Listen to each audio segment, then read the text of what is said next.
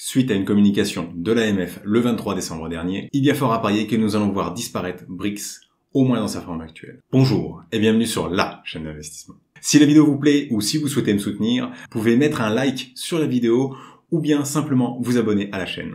Bon, on va pas se le cacher, le titre de cette vidéo va probablement faire un peu débat dans la communauté. Voilà, c'est un peu putaclic, on va pas se le cacher. Mais il y a de vraies raisons à dire ça. C'est-à-dire que je pense réellement que BRICS, tel qu'il est conçu aujourd'hui, n'existera plus dans les prochaines semaines, voire même le nom BRICS pourrait disparaître. Je vous donne tous les détails tout de suite. La première raison assez évidente, c'est que finalement, BRICS a aujourd'hui une mauvaise presse chez une bonne partie des investisseurs. Entre des promesses de rendement locatif non tenues parce qu'il y a beaucoup de vacances, beaucoup d'impayés, etc. Entre les différents problèmes que j'ai pu citer. Alors, pour ça, je vais vous mettre un lien vers ma vidéo où j'ai cité 7 problèmes. Et je vais aujourd'hui vous parler d'un huitième. Un huitième qui m'a fait véritablement sortir de mes gonds quand j'en ai entendu parler et quand j'ai regardé ça, puisque BRICS a décidé que ces briques ne représentent plus la valeur des biens. Et ça, BRICS ne pourra pas le contredire. Je vais vous donner un petit exemple assez simple. Prenons un bien avec 21% de frais. Alors, attention, quand je parle de frais de notaire plus frais de BRICS. En réalité, on devrait être autour des 18%. Sauf que pour le calcul, ce sera plus simple de prendre pour moi 21 et ça fera des chiffres euros. Considérons un bien à 1 million d'euros.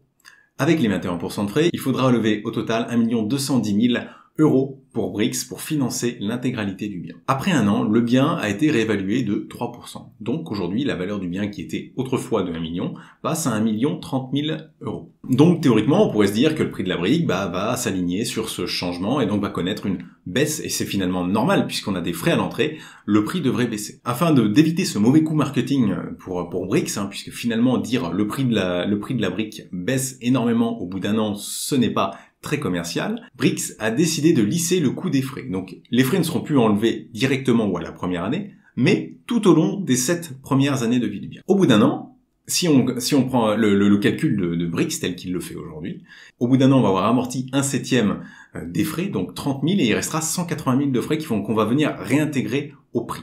Donc BRICS considère que la valeur du bien n'est plus de 1 30 000, mais bien de 1 210 000 comme il l'était à l'achat. Et là, il y a un véritable problème, puisque on se retrouve avec une BRICS qui vaut 10 euros, alors que le bien derrière ne vaut lui que 8,50 € environ. Ce qu'on voit ici finalement, c'est que BRICS fait un petit peu ce qu'il veut avec le prix de la brique. Depuis le mois de décembre, il a décidé de considérer que les frais étaient amortis. Et bien maintenant, du coup, on prend et on compte une partie des frais, alors que finalement, si on doit revendre le bien, c'est pas 10 € par brique qu'on aura, c'est bien 8,50 €. Déjà, sur toutes ces plateformes, c'est assez borderline de garder après l'achat le côté les frais sont intégrés au prix. Je peux le comprendre, à la limite, c'est limite compréhensible. Mais on va sur une SCI qui est un instrument financier réglementé. Moi, quand j'ai pris de la SCI récemment, j'ai pris un petit peu de SCI récemment, et quand je vais dans mon interface, la valeur affichée n'est pas la valeur frais inclus, alors que je viens tout juste de l'acheter, mais bien valeur moins les frais d'entrée déduits. Donc, je perds 8,5% dans mon cas. Pour faire simple, aujourd'hui, je considère que BRICS manipule ces chiffres. Et c'est pas la première fois que je le montre. J'avais fait une vidéo avec Marc. Si je la retrouve, je la mettrai ici également. Dans cette vidéo, on montrait bien que les chiffres proposés par BRICS sont juste faux et qu'ils arrangent les chiffres comme ça les arrangent eux. Sauf que l'investissement, c'est normé, c'est réglementé et BRICS fait n'importe quoi. Au-delà de ce premier point qui est finalement quand même assez problématique, je trouve, on en a d'autres qui sont complètement bloquants. Par exemple, suite à cette annonce de l'AMF, Lemonway a refusé que ses clients qui faisaient du contrat de royalties continuent de lever de l'argent sur sa plateforme. Ça veut dire qu'aujourd'hui, BRICS ne peut plus le faire de lever. En fait, techniquement, ils n'ont plus la solution. Peut-être qu'ils pourraient en développer une maison ou qu'ils pourraient utiliser une autre solution. La solution qu'ils utilisaient refuse purement et simplement de lever de l'argent pour le compte de BRICS. Ce point n'est pas spécifique à BRICS, mais bien à toutes les plateformes qui font du contrat. Ainsi, BrickClub, qui utilisait également Lemonway, est dans la même situation. Je ne vois pas comment BRICS, dans le fonctionnement actuel, peut passer PSFP. Et pour une raison finalement assez simple. Leurs royalties n'étaient pas éligibles. Aujourd'hui, ils vont passer a priori sur un régime obligataire, ce qui peut leur permettre de résoudre ce point. Mais le point le plus important, c'est finalement que dans le PSFP, il y a des contraintes supplémentaires sur la structuration des deals. Et par exemple, il sera impossible d'avoir un actionnariat commun à plus de 30% entre Brix, la société qui lève des fonds, et Brix Gestion, ou Brix Foncière, la société qui va gérer les biens. En l'occurrence, aujourd'hui, c'est le cas. C'est-à-dire que les actionnaires sont en commun. Et j'imagine que si on prend un collaborateur ou un dirigeant qui n'est pas associé, on pourra faire le lien facilement et il y aura des difficultés, du coup, à pouvoir faire fonctionner ce modèle. Par conséquent, je pense que Brix va finir au final par changer radicalement de modèle pour pouvoir être PSFP. Sinon, ils ne pourront simplement pas l'être. Donc, si Brix veut survivre, si Brix veut le PSFP, le modèle actuel de Brix doit mourir. Sachez que Brix est également poursuivi pour l'usage de son nom, puisqu'une société avait déposé à l'INPI le nom Brick avant que la société Brix ne l'utilise. Et cela pour une activité similaire. Or, Brick est la société d'ailleurs Brick Club qui est active dans ce secteur-là. Et donc, Brix va avoir du mal à défendre le fait qu'il puisse continuer à utiliser ce nom parce que la société était inactive ou le nom n'avait pas d'usage, etc. Donc, pour moi, il y a de bonnes chances qu'au-delà des usages, le nom Brix en lui-même vienne à mourir. Finalement, est-ce grave? Moi, je dirais qu'il y a un excellent coup à jouer pour Brix. Alors oui, Brix va disparaître et je pense qu'il y a et je pense que ça va être un moment assez confusant pour les investisseurs. Mais Brix a finalement un bon coup à jouer. Si la décision de justice n'est pas en leur faveur, ils vont pouvoir changer de nom en même temps qu'ils changent de modèle.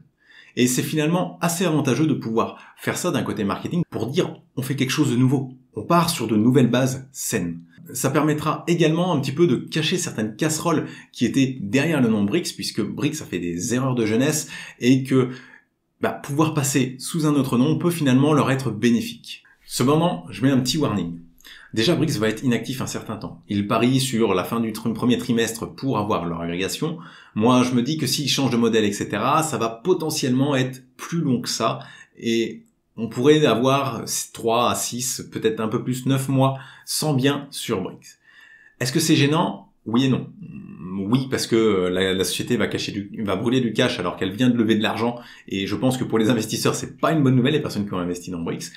Pour celles qui investissent au travers des produits de Brix, si le business continue à tourner sur l'autre partie, sur l'ancienne partie, eh bien, il n'y a pas de problème. Il faut quand même se méfier. L'entreprise est en train de réaliser ce qu'on appelle un pivot. Donc, elle est en train de pivoter, correspondre aux exigences de l'AMF. Mais ce pivot peut aussi ne pas très bien se passer. Et bref, pour toutes ces raisons, il est possible que Brix, que ce soit dans les prochains mois ou à plus long terme, ne soit plus une solution d'épargne convenable. Donc, quelles sont aujourd'hui les alternatives qui s'opposent à nous pour Brix? Premièrement, je vais vous surprendre, mais le nouveau Brix.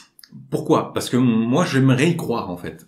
Oui, je suis persuadé que Brix va mourir dans sa forme actuelle, mais j'aimerais que Brix nous propose quelque chose, puisque ça a quand même été des pionniers, ça a quand même été des personnes qui se sont lancées là-dedans, même s'ils ont fait les choses assez mal, ils ont permis d'essuyer un certain nombre de plâtres. Et maintenant qu'ils ont pris un petit peu d'expérience, avec une nouvelle structure légale et avec en plus, pour les épargnants, de l'obligation, on aurait quelque chose qui serait plus sécurisé et potentiellement plus intéressant pour nous.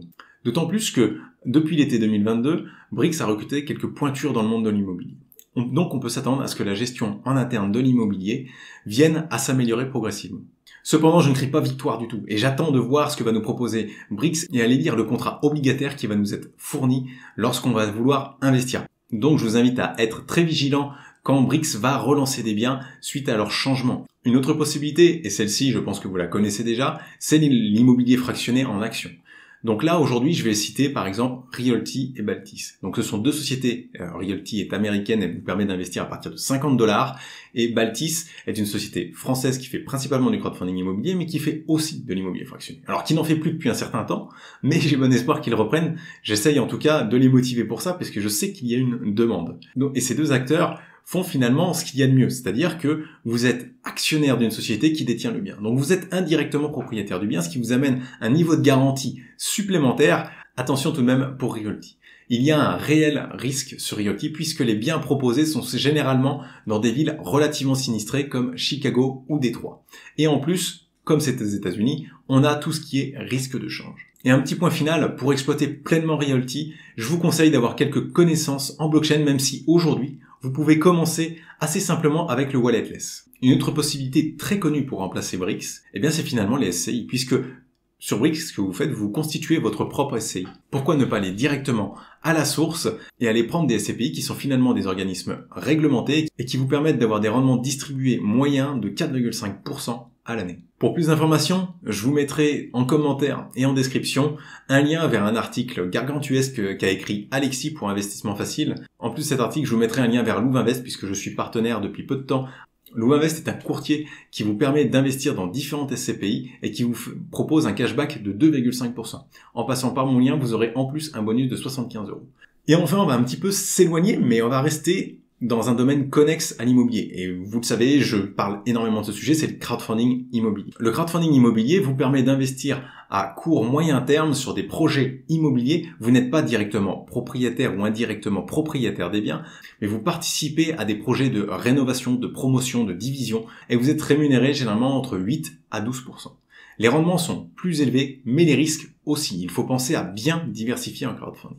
Je ne vais pas rentrer dans le détail du crowdfunding immobilier, je vous mettrai encore une fois des liens en description pour avoir plus d'informations sur le crowdfunding, mais aussi mon classement personnel des meilleures plateformes de crowdfunding. Et pour finir, sachez qu'il y a aussi d'autres sociétés qui font des contrats de revenus partagés. Alors, elles sont pas encore toutes lancées, il faudra probablement attendre quelques mois pour qu'elles se lancent avec ce qui vient de se passer à l'AMF.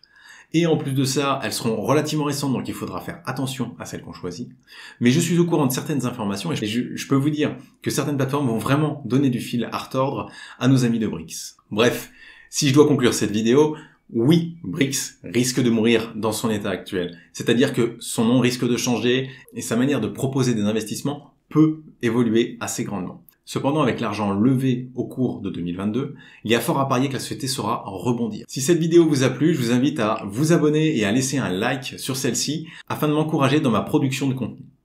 Je vous dis à très vite dans une nouvelle vidéo.